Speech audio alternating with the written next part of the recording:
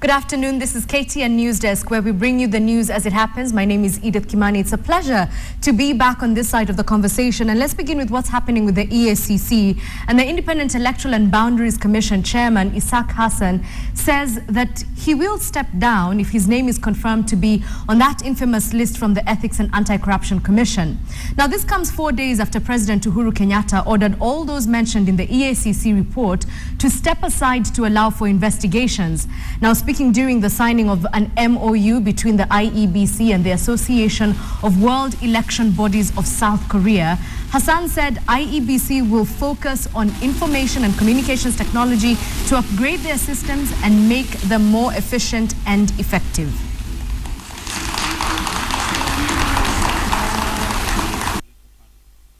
I'm not the author of the list. I didn't take part in writing it. And so I don't know, I have nothing else to say apart from to just say that I'm waiting for tomorrow. If I'm in the list, I'll step aside. And I said, yes, I will do. Well, that's a very tough promise to keep. We'd certainly look to see if that will come to fruition, if at all his name comes up on that list. Now, still on graft, a multi-agency team has been established to speed up investigations on government officials linked to graft. The team comprises officers from Ethics and Anti-Corruption Commission, the Office of the Director of Public Prosecutions, and the CID.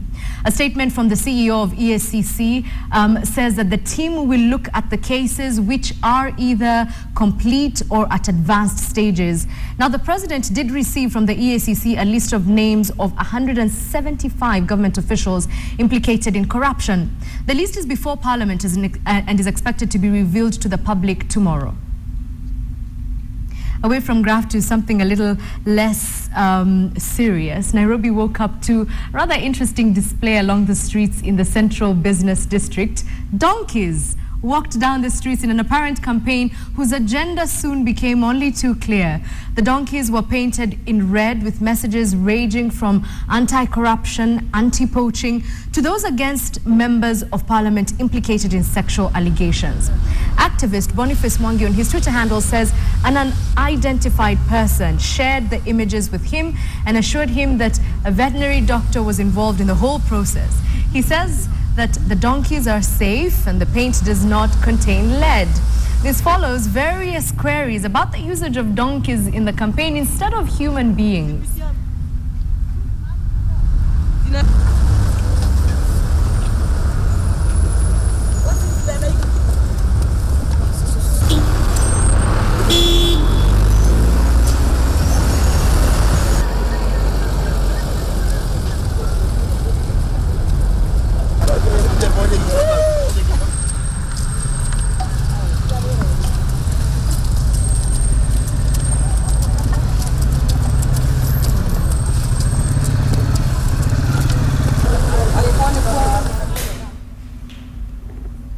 From pigs to donkeys, who knows what will be next? Well, elsewhere, Tiati Member of Parliament Asman Kamama says he is also the chairman of the Parliamentary Security Committee. And Asman Kamama says that governors who have refused to step aside after being implicated in corruption now risk having their county accounts frozen. Speaking in Nakuru, Kamama says the National Assembly may be forced to take severe measures against such governors by freezing county funds on development. Kamama also refuted claims that Deputy President William Ruto is losing political support in the Rift Valley. And the law is very clear that on economic crimes, one must step aside so that thorough investigations can be carried out. So we want all those mentioned, whether they are governors, whether they are deputy governors, whether they are PSS or ministers, they must step aside to pave way for investigations. And we want to warn those counties that governors who are not going to step aside, governors who have been mentioned and refuse to step aside, I think the National Assembly or Parliament will take severe measures. And this includes that all monies, funds on development vote,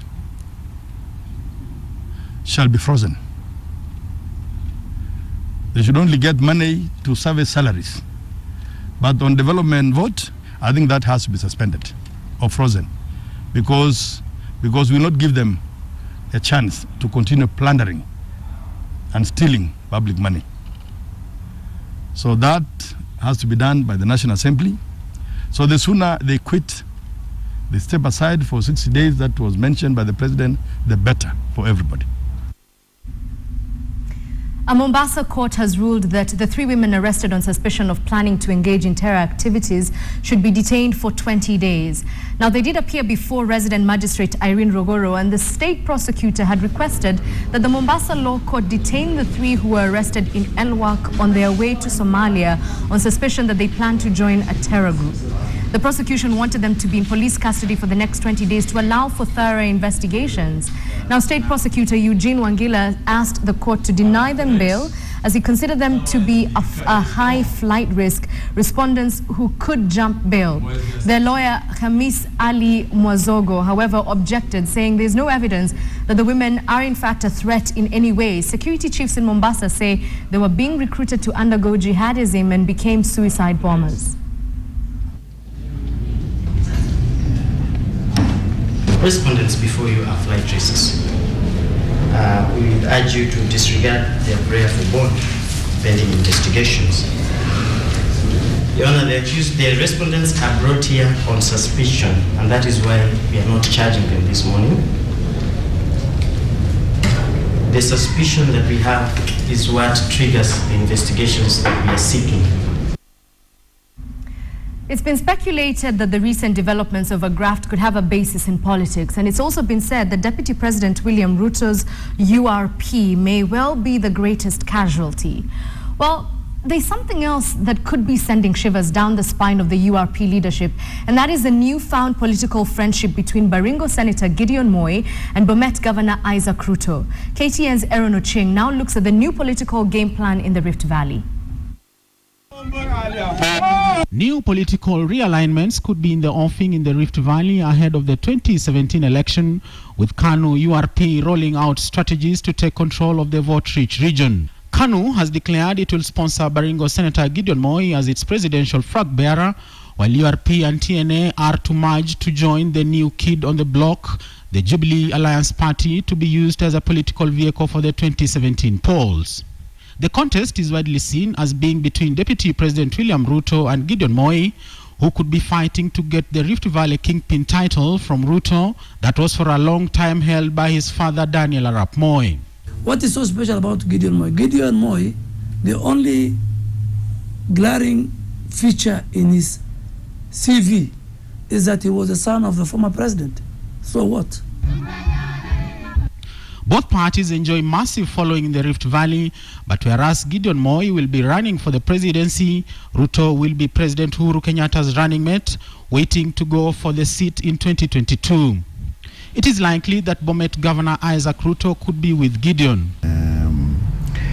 If my party continues to shift more and more to become anti-devolution, obviously, then I will not be with them. In 2013, there were more serious candidates than Gideon Moi and Isaac Ruto.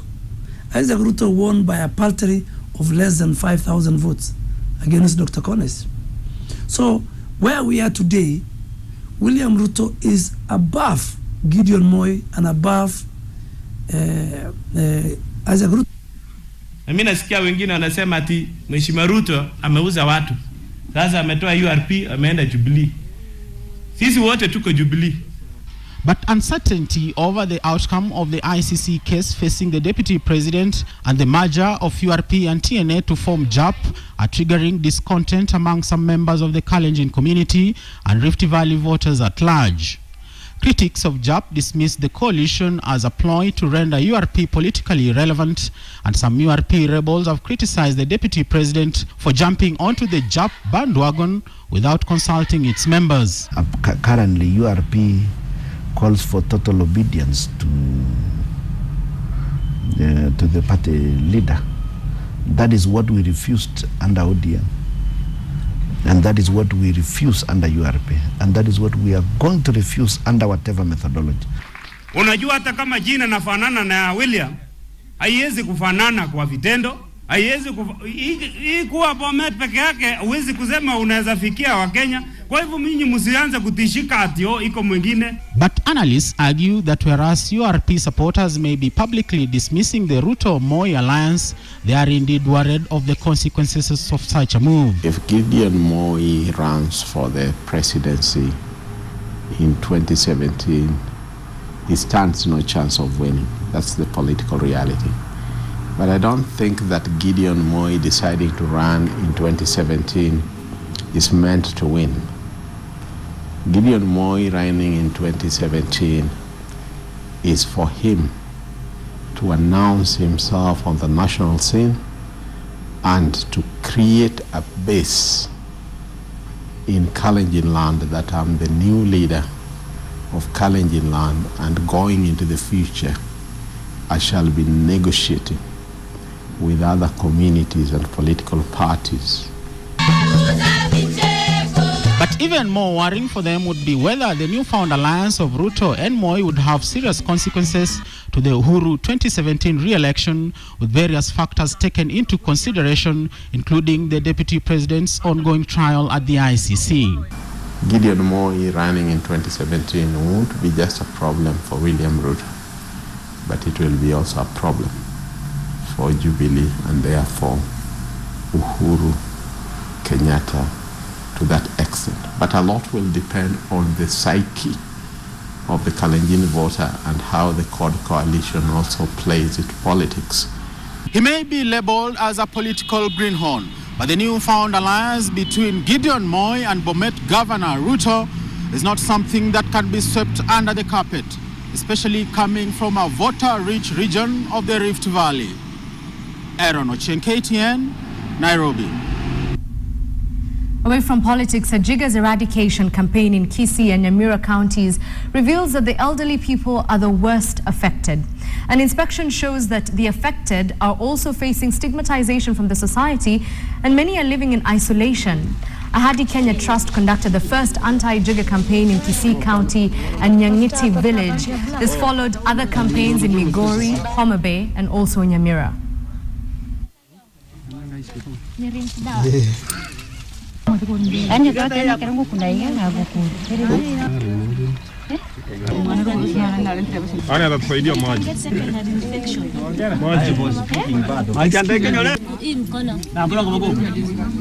Mtu ambaye amekuliwa na jiggers hawezi kufanya chochote, hata akili yake inakuwa na shida sana kufikiria, kwa sababu kila wakati anaenda akichikuna. Kwa hivyo hii ni kazi nimeanza na nitaendelea kuhakikisha ya kwamba kila mmoja katika eneo hili ameshughulikiwa, ameangaliwa, ametibiwa, ili tuwe na wananchi ambao wako na afya mzuri. Sana sana vile tumeona ni wazee wameathirika, tumetreat hawa wazee na ni brothers, wanaishi katika mazingira ambayo si mazuri, na tumekuja na madawa, tumewaosha, tumewapatia mahali ya kulala, na tumekuja na chakula. Well, not too far from Nyamira County in Kisumu, there is a new phenomenon that's taking over the city by storm, particularly the youth.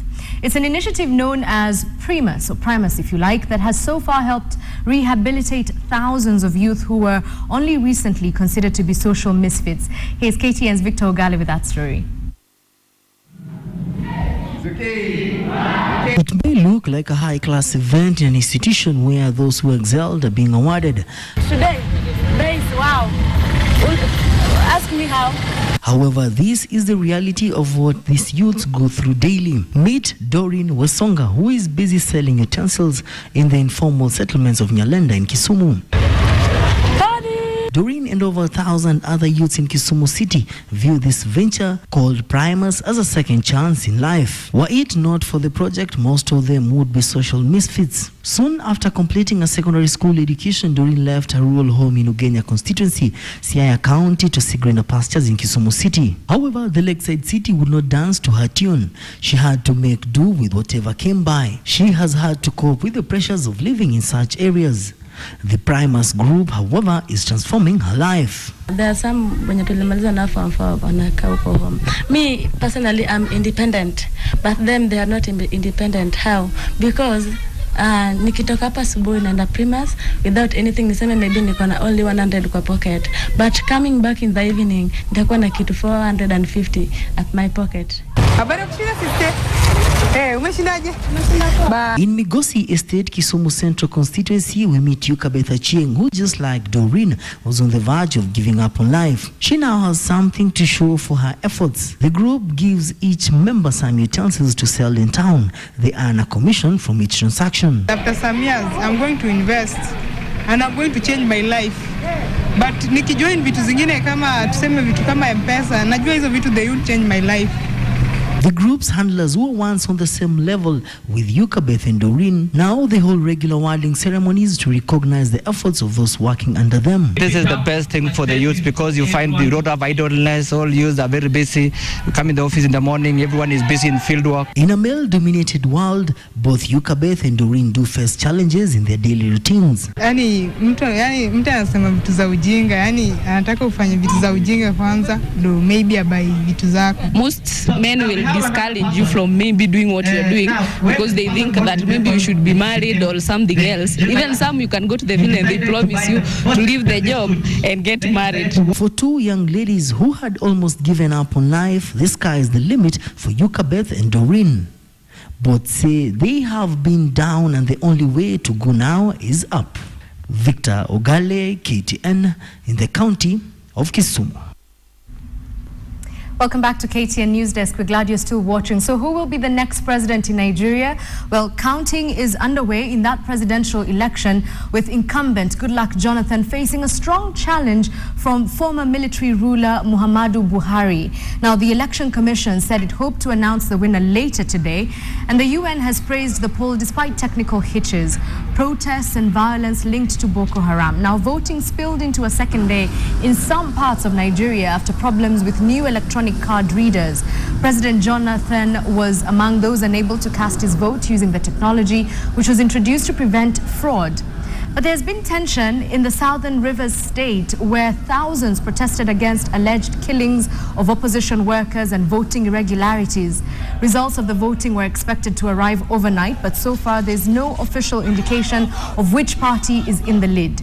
The PDP has dominated Nigerian politics since 1999, but General Buhari's All Progressive Congress is viewed as a serious challenge. A look now at what's happening in Mozambique, where the president, Filipe Nyusi, has been elected head of the ruling party, Frelimo, allaying fears his predecessor was planning to cling to power behind the scenes. Now, Nyusi took over at the helm of the party from Mozambique's ex-president, Amado Guebuza, ending weeks of uncertainty. He was elected with 98.4% of the vote at the annual Congress of the Supreme Decision-Making Body of the Marxist-Leninist Party, which has ruled the former Portuguese colony since independence 40 years ago. Now, Guebuza was not eligible to run for president as he had served a second and final term, but he could have stayed on as party head as his mandate was not due to expire. Although Mozambique remains one of the world's poorest countries, it has posted a 7% average annual growth rate in the recent years. It's also poised to earn billions of dollars in foreign investment over the next decade on the back of discoveries of significant coal and gas deposits.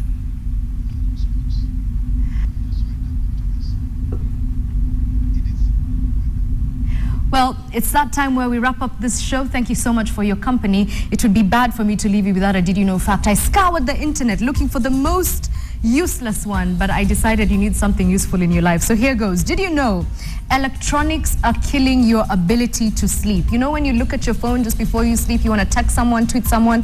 Well, artificial light tricks the brain into thinking that it's always daytime. And about a third of Americans suffer from sleep deprivation. But a new study in rural South America shows that societies without electronics align their sleep better to sunrise and sundowns. So now you know, put your phone down, get some sleep. My name is Edith Kimani. Hopefully we'll see you again here, same place, same time tomorrow. Good afternoon.